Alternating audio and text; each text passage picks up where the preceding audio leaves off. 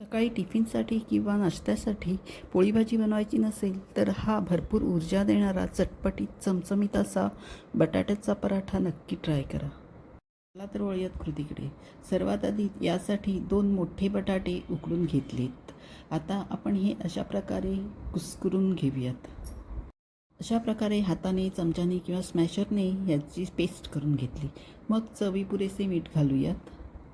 पाव चमचा चाट मसाला, 1 चमचा धणे पावडर, अर्धा चमचा जिरे पावडर, अर्धा चमचा गरम मसाला, अर्धा चमचा हळद आणि 1 चमचा लाल तिखट. हे तुम्ही तुमच्या आवडीनुसार कमी अधिक तिखट घालून तयार करू शकता. आता यात आपण 2 हिरव्या मिरच्या बारीक चिरून ठेचून घालूयात आणि 3 ते 4 लसूण पाकळ्याही बारीक ठेचून घालूयात. लहान मुलांना द्यायचं असेल तर हिरव्या मिरच्या नाही वापरलात तरीही चालेल. आता हे जिन्नस बटाट्यात एक व्यवस्थित मिक्स करून अगदी पीठ मळल्यासारखे मळून घेऊयात. हे पराठा वळायला अगदी सोपा जाईल. आता याचे आपल्याला हवेत त्या साईजचे पराठे वळण्यासाठी छोटे छोटे गोळे करून ठेवायचे. आता एका ताटात 2 वाट्या गहू पीठ चाळून घेऊयात.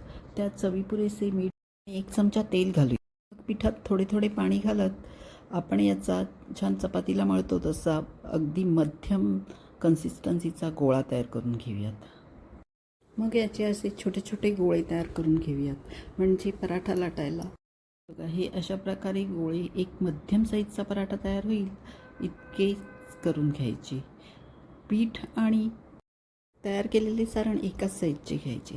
आता यातला एक गोळा हातात घेऊन थोडा चपटा करून हा अशा प्रकारे पुरणाला तयार करतो अशी वाटी तयार करून घ्यायची. मग तयार करून घेतलेले सारणाचे गोळा ह्यात भरायचा. हा अशा प्रकारे दाबून भरायचा आणि मग सारण आत भरून पीठ अशा प्रकारे वर खेचून तोंड बंद करून घ्यायचे. आता हा आपण पोळपाटावर पीठ लावून अशा प्रकारे सगळ्या बाजूने सारखा लाटून घ्यायचा. गॅसवर तवा गरम करून त्यावर हा पराठा सोडून एका बाजूने बिना तेल लावता आधी शेकवून घ्यायचा आणि मग उलटा करून भरपूर तेल किंवा तूप लावून हा अगदी सगळ्या बाजूने खरपूस भाजून घ्यायचा. हा बघा, आता आपले हे पराठे असे तयार आहेत. लोण्याबरोबर, दह्याबरोबर किंवा लोणच्याबरोबर हे सर्व करायचे. अशा प्रकारे बनवलेला चटपटीत चमचमीत पराठा घरातील सगळ्यांनाच नक्की आवडेल. रेसिपी आवडली तर या प्लेलिस्टवर क्लिक करून चॅनलला नक्की लाईक आणि सबस्क्राईब करून सपोर्ट करा.